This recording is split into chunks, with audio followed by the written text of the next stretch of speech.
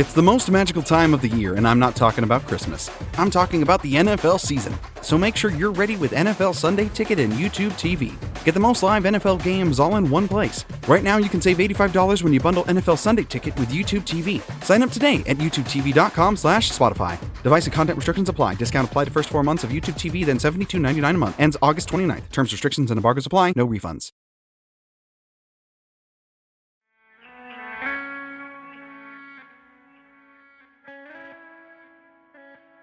And welcome back to Hear Her Sports. I am your host, Elizabeth Emery, a former professional athlete. Every other week, through long-form interviews, I bring you stories from incredible female athletes and other women in sport. Joining me today is professional squash player Amanda Sobhy to talk about her experience with recovery, rehab, and rebuilding after her second Achilles rupture in less than a decade.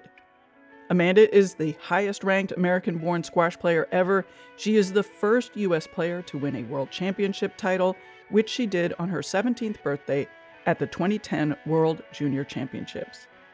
Following her junior career, Amanda played at Harvard University. She graduated in 2015 with a remarkable 62-0 undefeated college career, 3 team titles, and 4 individual titles. As a professional squash player, Amanda reached a career high of world number 3 in 2021, making her the first American player ever to crack the top 3 in world rankings.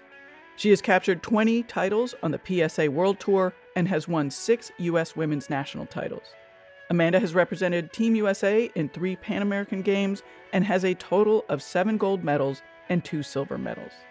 Amanda has also represented Team USA in 5 World Team Championships. But it was this past December at the Hong Kong Open where Amanda tore her right Achilles during the finals. All along, during the entire rehab process, Amanda has had a strong desire to get back to playing at her top form or even better. Squash is in the LA 2028 Olympics, so she definitely wants to be ready for that. She has been aiming to return to tour play at Paris Squash 2024, starting on September 15th, just a few weeks away. She is right on track for that because this time around she is doing everything right. In the episode, Amanda explains what that has looked like, how it's different than what it was during Achilles rupture number 1, lessons she has learned, keeping her mood positive throughout the 9 months of recovery and rehab, the value of her team, and nutrition, because since, I always love talking about food. As you will soon hear, it is easy to tell from listening to Amanda talk how excited she is to start playing again. Her attitude is infectious. I love how hard she has worked to stay positive, interested, but also how she's been able to take advantage of this time away from competing. I'm guessing she is going to show up to her first matches incredibly invigorated. There are some good lessons for all of us in here, so let's get to the conversation with pro squash player Amanda Sobhy. All right. Well, Amanda, hello. I feel really good about today's recording, by the way. I am so happy you're here. I've gotten lots of requests recently to talk about injury and the recovery process. So thank you for being willing to share, what you've been going through and your injury and your comeback. Yes, absolutely. That's part of the reason why just sharing my stories, I think it's very relatable with a lot of people. And so I figured if I can help others in the process who are also struggling, then it's probably worth it. People don't talk a lot about injury and recovery and sort of that bad period where things are not going great and you haven't recovered enough to be able to do anything and it's a struggle. Yes, absolutely. I think it's very easy, especially on, social media. Everyone wants to paint the perfect picture, a little false reality. Things are going great. And I've kind of learned over the past that, that's not really, that's only like a part of it. And I think being able to show the vulnerable side and also showing when things aren't going great are a lot more relatable and people gravitate towards that. I wouldn't say like respect you more, but almost just kind of empathize with you more, want to follow you more because the fact that you're real, you're honest, you're authentic, you're showing the good, the bad, the parts that aren't all peachy and roses and smooth sailing, and it makes people feel seen and understood, and they're like and not alone in this process. And I think that's the biggest thing here, and that's kind of what I've gravitated towards over the years, and especially while documenting my recovery. I think it's very easy to show all the milestones I'm hitting, but there are also, some low moments too. And to be vulnerable in that sense as well is very helpful for a lot of people. Yeah, I agree with you. And so we've been talking a lot over the months about your recovery and injury. Like how are you feeling today? How was today's workout? What do you got going?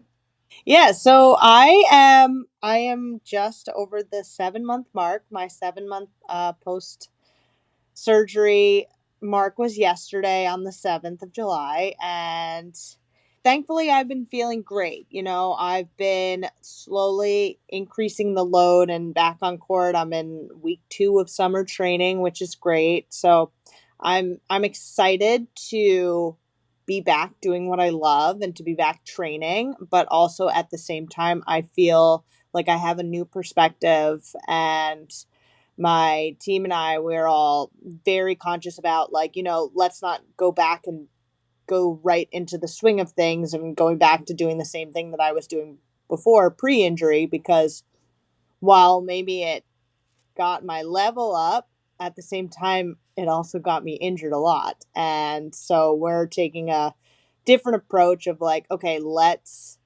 dial it back and start from the basics and build up a strong structure and foundation and do things differently and work efficiently with quality and load management and build up from there. I am no longer in my early to mid 20s. I have to really think about the amount of strain I'm putting on my body. I still am building up the load management with my tendon, and I have to be smart about how I train nowadays. It's not about like how much I can push, which we all know that I'm a workhorse. I can just keep going until my body breaks, and we've kind of seen that multiple times throughout the years.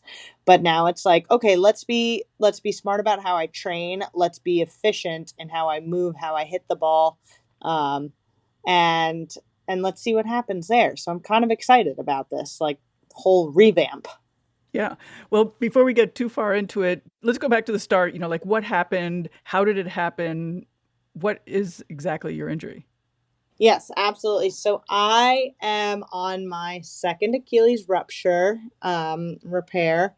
I tore my right Achilles December 4th, 2023, while competing in a major tournament in Hong Kong. So I was competing in the finals of the Hong Kong Open, and 5-all in the first game. I push back. I stepped my right foot back to push forward to retrieve a ball in the front left and felt like I got kicked in the back of the leg. And I knew that feeling all too well. It's the telltale sign that you've just ruptured your Achilles. And I knew it because I tore my left one March of 2017 while competing in a tournament in Colombia. So I am now on my second Achilles rupture recovery, and thankfully, because I've been down this road before, I know what the process is like, and so I've done this second rehab process a lot better than the first time around. So thankfully I've come back a lot faster. I feel a lot stronger. I've been doing the work from the get-go, and yeah, you learn a lot from your failures. Yeah, that's interesting that you say that you're doing it better. Like how? Well, so one, the advancement in modern medicine and recovery protocols is incredible over the last 7 years. So I got a more advanced type of surgery from a different surgeon. With my recovery, I was 4 days after surgery, I was placed in a boot and I started PT, which is very different from my first Achilles when I was in a splint for 2.5 2 weeks, and then a hard cast for another 2.5 weeks. And I was non-weight bearing for a little over 4 weeks in total, and then I started PT. So Oh my gosh, that I sounds terrible. lost all of my muscle mass on my left leg. I still have a very small, tiny calf. It's my petite baby calf. Whereas my right one, I was starting PT 4 days after surgery. So I've had an extra month, and I was using the blood flow restriction, which helps for maintaining muscle and also like building muscle when you can't actually like have the weight load on it. So that's been helpful, and I was very consistent with my PT. I was doing it 3 times a week, and I was still working out the rest of my body when I could. So I kept up, I wouldn't say like my fitness, but I just kept up my health and well-being with my body. I was fueling properly, sleeping. I was trying to take care of myself holistically because I knew like if I felt good, it would help my recovery process. Where the first time around I was young and I was like, ooh, I don't have to play squash. Like, yay, let me just enjoy this break. Like, let me go party. Let me go eat what I want. Let me go drink what I want. No one can tell me what to do. No one has to tell me, like, oh, go be on court. Like, oh, you have to train. You have to do this session. You have to eat this way. I was like free for all for months. And it was great. I got it all out of my system, but it was really unsustainable, and it caught up with me like, 5-6 months down the road. Whereas this time around, I knew exactly just what to do and how much I needed to take care of myself, and I did. And I'm really proud of myself because it's not easy. Right. Do you think you learned from your last go around, or you're just older, or like the recovery after your last surgery was just too long after you had stayed immobile and then partied for too long and you didn't want to do that again? Well, I learned a lot from the first time around, and Yeah. that's I think the biggest lesson was, I always told people that if my one regret was kind of like, I wish I did my Achilles rupture like recovery better, because I felt, even though I came back and I got to a ranking higher than before my first injury, I felt like I could have done the rehab so much better, and I wish I did. Um, and God answered my prayers, and and I got to do it again. I got a second chance, which, I don't recommend people rupturing both their Achilles, but if life hands you lemons, you make the best of the situation. And yeah, so I saw this as an opportunity to prove to myself that, hey, you got a second chance to do this recovery. Like, you do this well. And I did. I'm doing it really well. And it's been hard. It's easy to kind of throw in the towel and be like, oh gosh, I have to go through with this again. And it's easy to kind of like mentally get bogged down. But thankfully, I knew what I did wrong the first time around. And then let me tell you, I did a lot of things wrong the first time around. And I applied it to the second round of recovery, and I've been doing it really well from the get-go. And I thankfully have surrounded myself with a really good rehab team, which I think is a very crucial aspect of the recovery process. You keep saying that you've done your recovery really well, and it sounds like you've said that you did your PT well. Like, what can you offer as, sort of lessons that you've learned, like specifically about how to approach your PT and recovery? One of the biggest things in this recovery process was kind of taking it week by week. I think it's becomes really overwhelming when you're looking at it at a big picture of like, oh my God, like I have a 9-month recovery process. Like, I'm so far away. Or if you're, still in a walking boot, like trying to learn how to walk, you're like, shoot, like, am I ever going to get back on tour, like moving again? And you just see like how far you have to go. It's going to bog you down and make you really overwhelmed and kind of negative mindset. But if you just kind of take it week by week and focus on the little wins you can achieve every week, and the little milestones you can hit and the progress you're making, and also looking back at like how far you've come and all of that stuff, that's going to keep you going. That's going to motivate you. And so simplifying things and almost like biting off in little chunks instead of trying to like, yeah, bite off more than you can handle.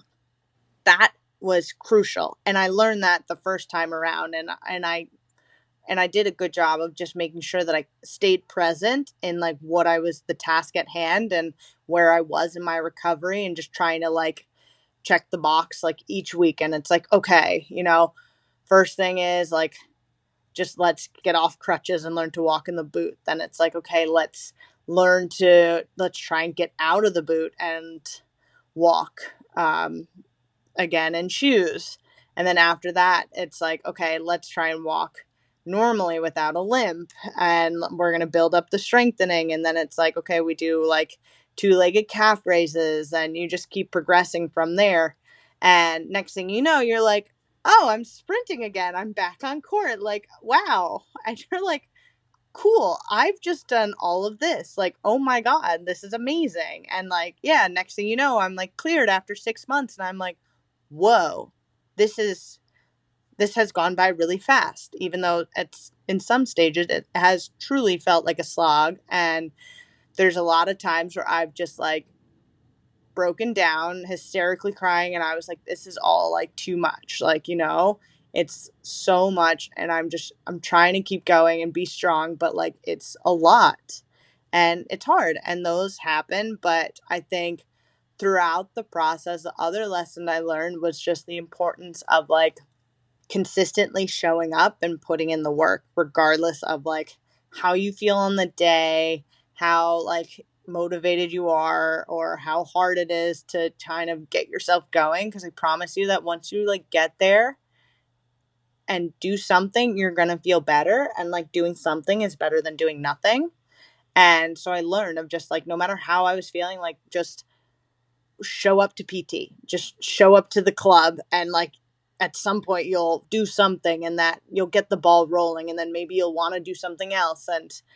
And so those are kind of things that I learned along the way. And there are a lot of times where I would have absolute meltdowns before having to go show up for like a session with our strength and conditioning coach. And I'd tell her, and I'd be like, hey, listen, like I'm having a bad day. Like I'm having a meltdown. I was like, I'm going to show up and do the best I can, but I'm just going to let you know, like, it might not be great. And she's like, okay.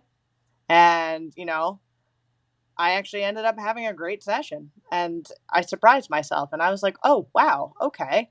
So now I'm thinking, okay, even if I don't feel great, if I can just like get myself like going a little bit, I might just surprise myself and have a really good session, or like or perform really well. Or like sometimes I just need a good cry, and then I feel great afterward, or like I feel so much better and I can just go play. So I'm learning all these things through experiences along the way, and it's been really helpful. What caused the rough patches? I mean, like what tripped you up? Yeah. So the roughest times, and I knew rough patches would come, especially from experience of my first Achilles. But I knew the 4 or 5 month mark were going to be tough, because that's the transition period from when you're out of the boot and walking and sort of starting to transition into jumps and a little plyometrics and all of that stuff. But it's a very vulnerable and risky time, because if you do too much, you have the possibility of re-rupturing your tendon because it's not fully healed then. But also at the same time, you don't want to do too little, because then you're not building up the strength, and it's going to hinder you like later down the line. But you also don't want to do too much, because then you might like get tendonitis, you could re-rupture all of that. So you're walking on a very fine line, which is when that's when the PT team and like your rehab team of people really come into play, because they got to know their stuff to help guide you, because it's hard to just put it all on the individual who's rehabbing. Like, we don't really know what we're doing. I have some inkling of knowing what I was doing, but at the same time, like, I would have wanted to move at a faster rate, and I got kind of held back, and it was really frustrating, but it paid off in the long run because, I built up more strength in my calf and everything, and the tendon got to heal properly. And then by the time I did start jumping and doing plyometrics, I felt relatively normal, and I felt really good and confident in that. So it paid off, but it was very tough because also at the same time, I was out of the boot and I looked normal, but I was still very limited in what I could do and pretty handicapped and immobile in general. So it was just like a difficult time because I wanted to like get going. And I was being held back. Right. Are you able to take advantage of this time off? And I'm putting time off in quotes, but like since you're not running around the world competing or like doing super heavy training sessions. Yeah, it's so I with the time off, I fully took advantage of the fact that I didn't have to travel. I could be in one place for an extended period of time. I was still focusing on my rehab, and I put together more a laid back, lighter load training load, but I was still trying to do I was doing 5 days a week of rehab, and then a couple afternoons during the week I was doing just working out for the rest of my body, just to kind of stay sane and get a little sweat in for my own health, mental health and well-being. What So were you that doing? Wait, I got to stop you. What were you doing with your boot?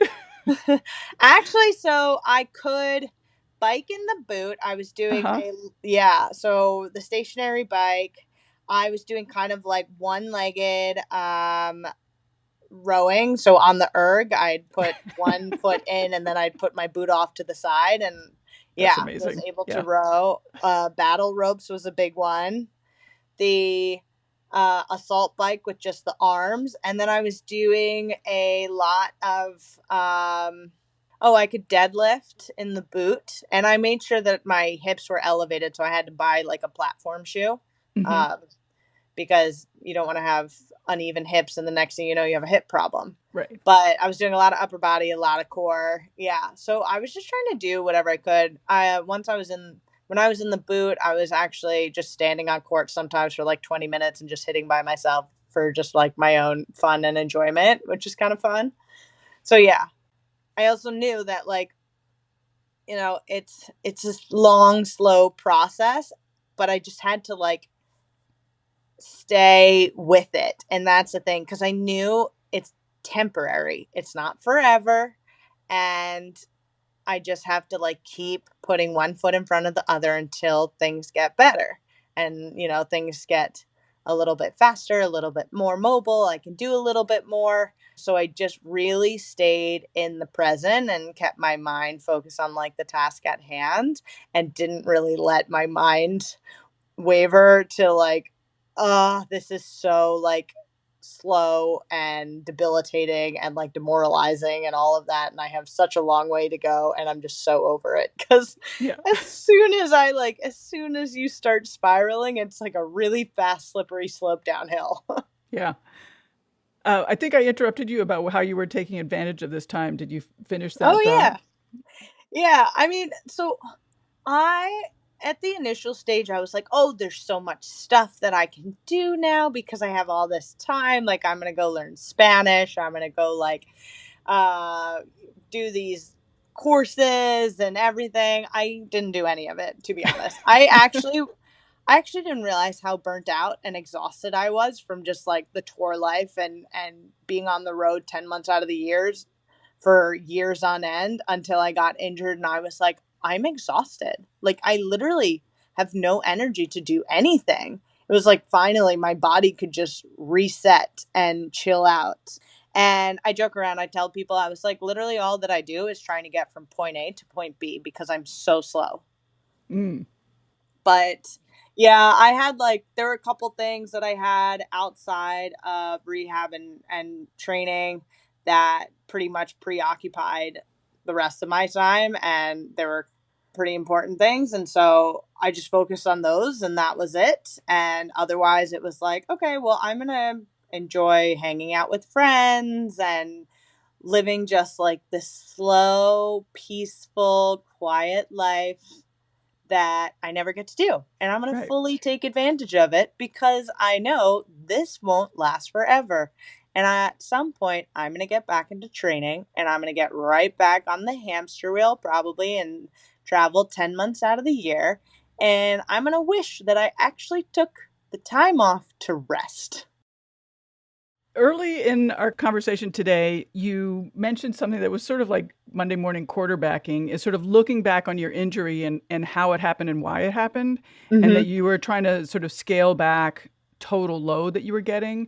Talk a little bit more about that and how you're going to tackle that in terms of, you're a workhorse, that's sort of how you train. How are you altering that? How do you think that it's going to impact your game and any other discovery you've made? Yeah, so we looked at kind of just the fact that,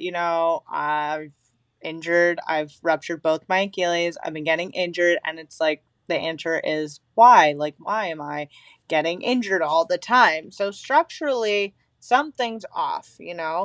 Yeah, the structure and like just we're talking basic foundation of like my feet and my arch collapses and all of that. So, like, we really are nitpicking here and starting from the ground up and building a strong foundation in my body and a strong structure. And I think that is crucial because at the end of the day, I'm kind of looking at now the last 4 years of my career, all the way through the LA 2028 Olympics. And I want to make sure that I'm healthy for that and I don't keep getting injured.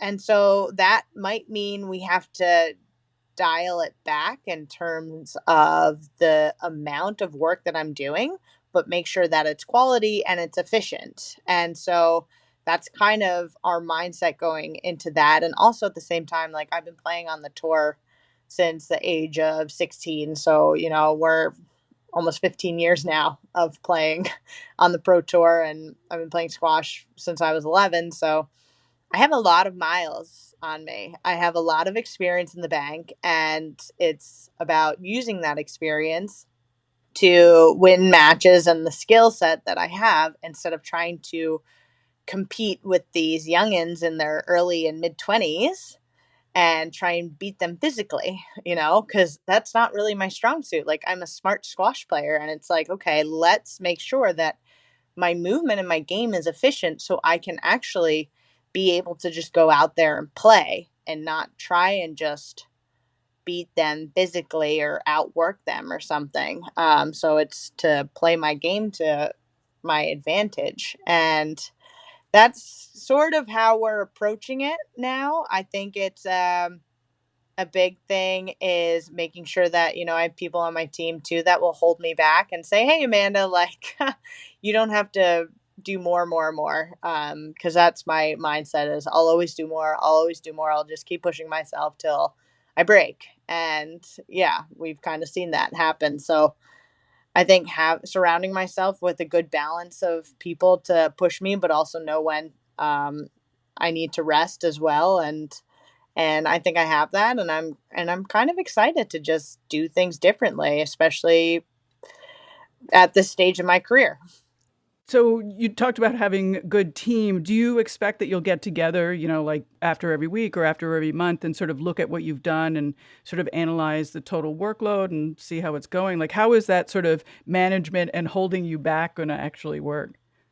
Yeah, absolutely. So we're taking it week by week, and I work with Weil, who's my squash coach down here in Florida, and he's known me since I was a teenager, so he knows me pretty well at this point, and he puts together most of my schedule, and I have sessions with him, and then each week, because I'm still coming back with my injury, each week we just increase the load a little bit more to handle. And then communication's always the biggest thing. Everyone says communication in relationships is the biggest thing, and to be honest, it's true even in like working relationships. So it's just making sure that I'm communicating on how my body feels, and also too, like if my tendon's sore or if anything hurts, and it's okay, well, say my body's sore, like we're not going to go to the track and try and beast out a track session. We're going to maybe do something a little lighter. And then when I feel better, do a track session. So it's like we go a lot, I wouldn't say by feel, but we have kind of the workload program, and then we tweak things here and there. And, sometimes it's like, okay, I'm feeling good. Is it a little light? Like, okay, well, we're going to increase it a little bit more. And then you see how my body responds. And then it's like, okay, well, if I can handle that workload, that's great. We're going to, keep building. If I am shot for the next 2 days, then we're like, okay, that was a little too much. We're going to just dial it back and then increase. So it's, it's definitely tests the patience and the trusting in the process. Because a lot of times, the mentality nowadays is I want it and I want it now. And sometimes I'm like, why are we not just like accelerating and like doing the heavy cardio sessions? And my fitness coach is like, well, we have to dial it back to make sure that you can structurally move well before we now increase the cardio. Because if we like go full on, but you're still moving inefficiently, you're going to get injured again. And I was like, okay, fair enough. I was like, I guess you make sense. So what is your timeline now? Yeah, absolutely. So my goal has always been to come back for the Paris Open in mid-September. So Okay. that was my initial goal when I got injured. I was kind of just, the rough timeline is like 9 to 12 months, and it took me 10 months to come back from my left. And so I was like, you know what? Because I'm going to do this rehab so much better, I think I could come back in 9 months. So I was like, oh, Paris would be great. And that's still the plan. And I'm on track to make my debut back on tour for Paris in mid September, which is exciting. And because I got cleared in mid June, I have about, 11 weeks of summer training, which is awesome because I don't have to rush anything and I can slowly build up. And that's really exciting. And like, where are you thinking now that you need the most work, given that you that September goal? Well, movement is huge. Definitely the load management's massive. So, maybe I could play a match, but if I can't move the next day, then it's not gonna help me. Also, too, like, I got to make sure my tendon can handle playing back to back matches, and also like, tournament after tournament. So that's the biggest thing of like building up my body again to make sure that it can handle the load on tour, and it can handle playing back to back matches and all of that. And so that's why we're paying massive attention to just like the efficiency and the structure and foundation of like my game, my movement, my feet, all of that. So, and building up like the strength in my tendon and feet and everything. So we're definitely paying attention to like a lot of the little nuances instead of just doing like, oh, you have to like squat and deadlift. I was like, well, I've been doing that since I was 13. I think I'm pretty good at that. I've also been doing it for months with my injury because, I couldn't really run. So I was just lifting. So I'm pretty sure like we're good on the strength side. I was like, we need to figure out the like efficiency side.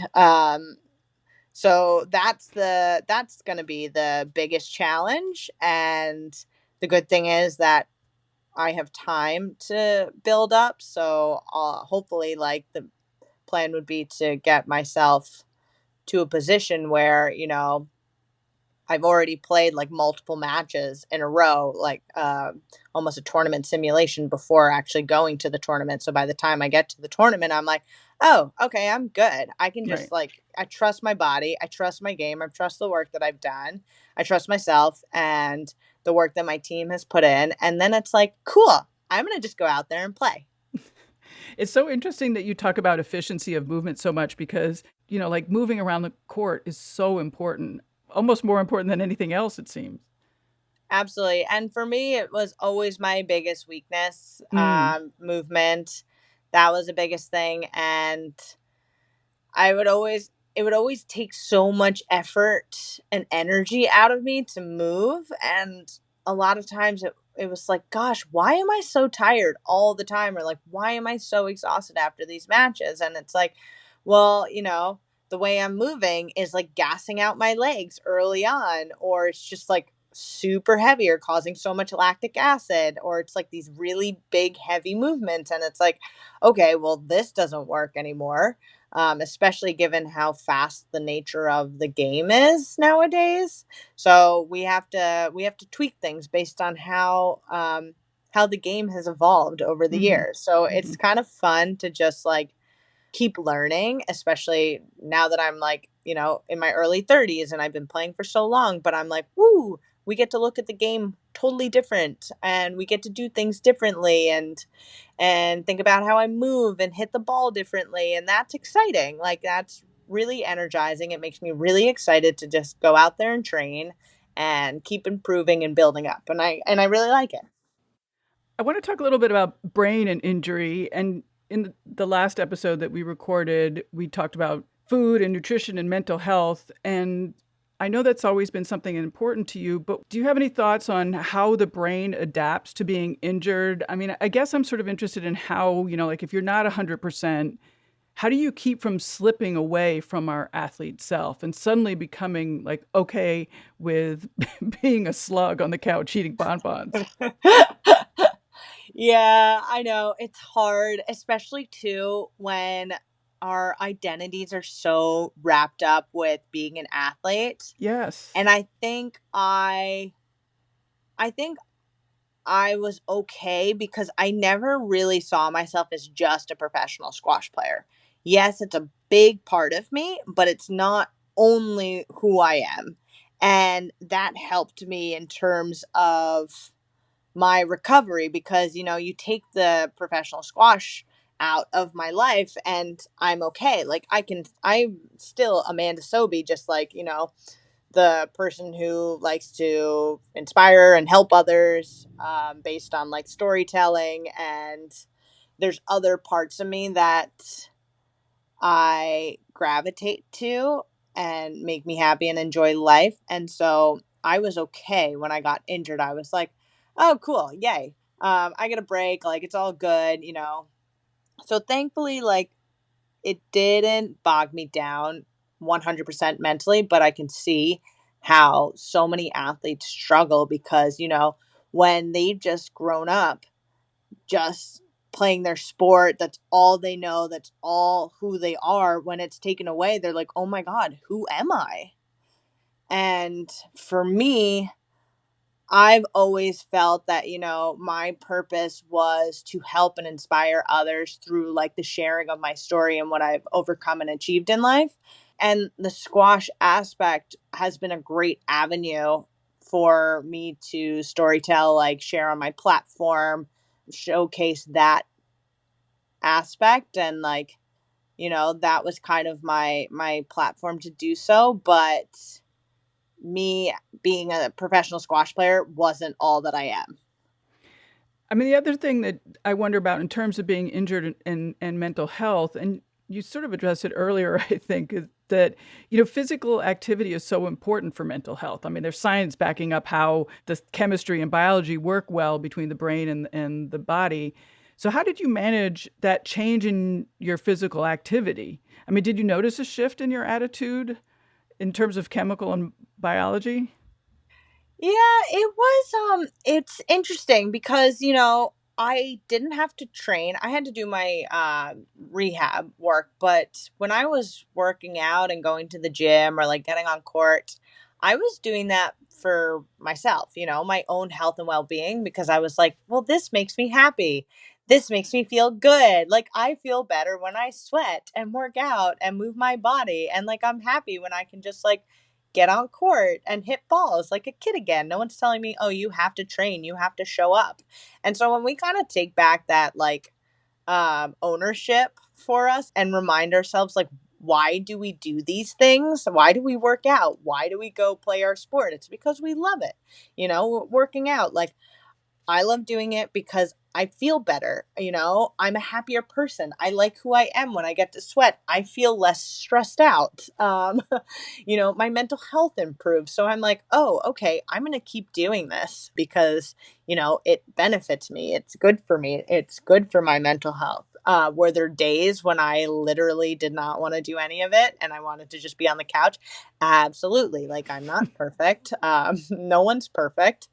But I always made sure that there were more days, the percentage of me like working out and moving my body and doing something good for my health and well-being was higher than not. Right. And because I've experienced a lot of like mental health kind of issues over the past, and like, depression and dark moments and everything, I know myself, like, what leads to that. And I made sure that, the choices that I were making weren't going to bring me back into that, like, dark place. So that was always like a reminder for me as well to keep going, because I knew the dark place that I could go to if my mind and choices and just like actions were uh, leaning towards that. And to be honest, I was so miserable and depressed, and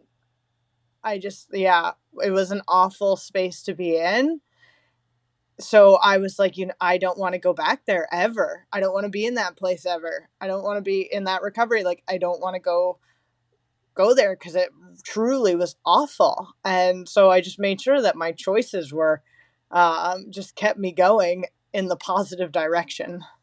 It sounds like it was a really conscious decision. Yes. To be that way. And like, it's something that you really thought about.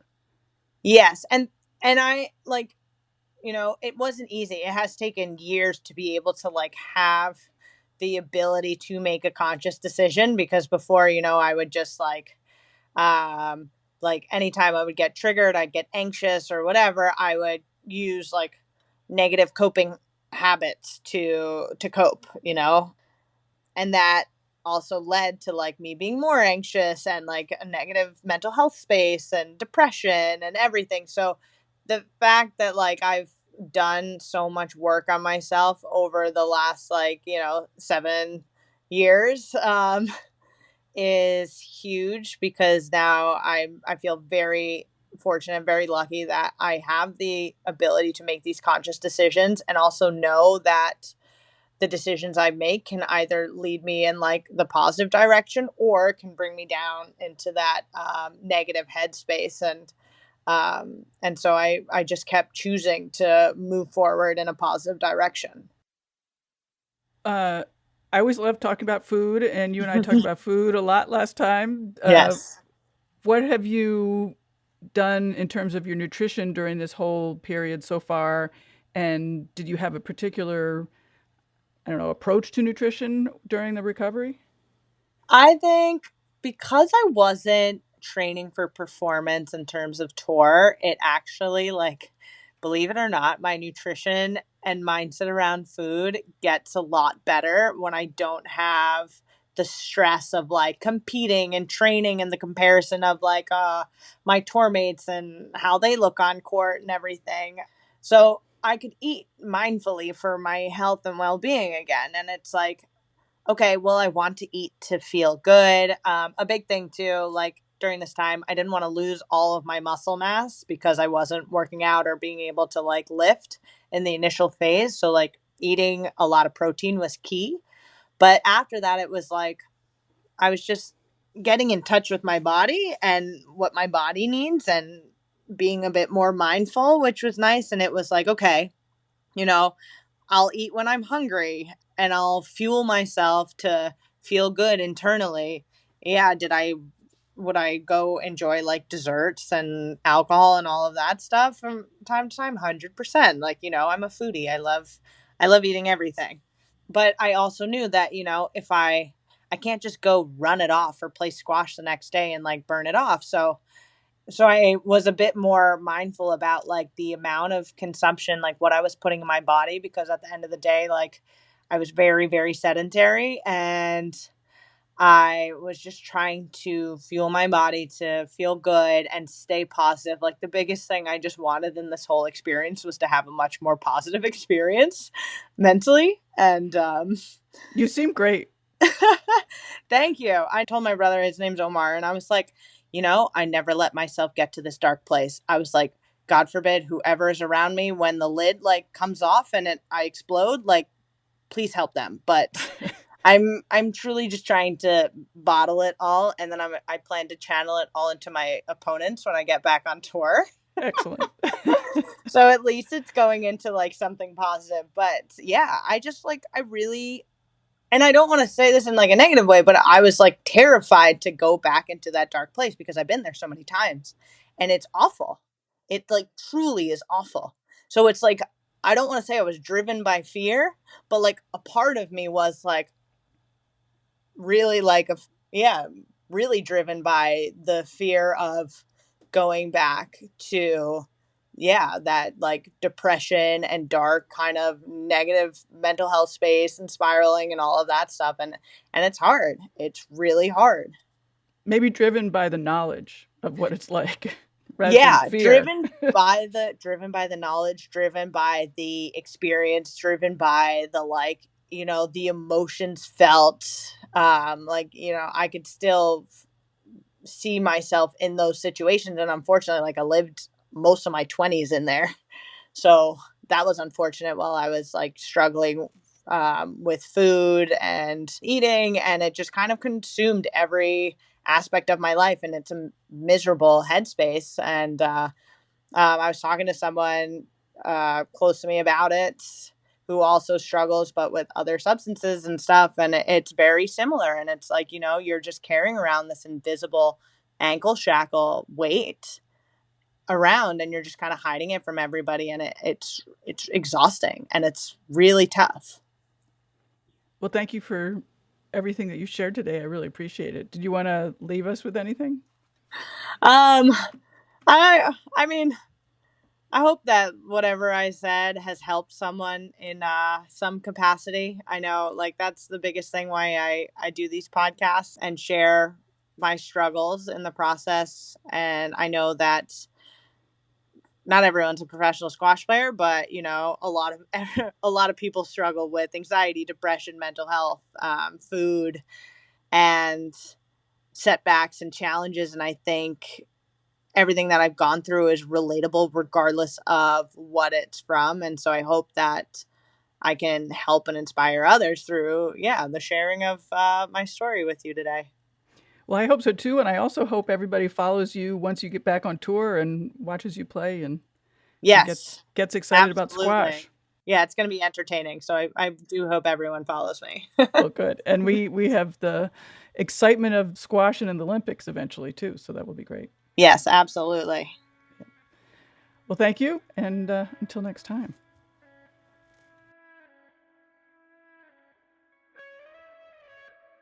I want to give a particularly huge thank you to Amanda Sobhy because she really stuck with it to get this episode recorded. I will spare you all the details, but there were some issues. I'll say thank you to her again. I appreciate her patience and her willingness to put in the extra time. Thank you, Amanda. This is the last episode before I go on break in September. Don't go anywhere, though. I've already queued up some terrific bonus episodes that will get to you on the regular Hear Her Sports schedule. New, specifically recorded content. I almost didn't even call them bonuses, but I want to acknowledge the need and value of time off. I always come back from the annual Hear Her Sports break, both refreshed and energized. I already have some amazing interviews scheduled for when I return. We will be hearing from Paris Olympians and Paralympians and a woman involved with the Tour de France Femme avec Zwift. And that's just for starters. Thank you for listening. There are several ways you can help us to continue making this show, one of the few to focus on female athletes in a way that allows them time and space offered by long-form interviews. One is to tell your friends. All podcasts say this, of course, but it does matter because personal recommendations is how most people find podcasts. 2, make a donation. Even a few dollars helps us with production costs. It is not cheap to create a podcast, so we appreciate every donation. Go to the donate page at hearhersports.com to donate directly, or go to the support tab to find links to our Patreon, Buy Me a Coffee, and affiliate programs. And the last way to support the show is simply to keep listening. Make sure you catch every episode. Thank you so much. Until next time, bye-bye.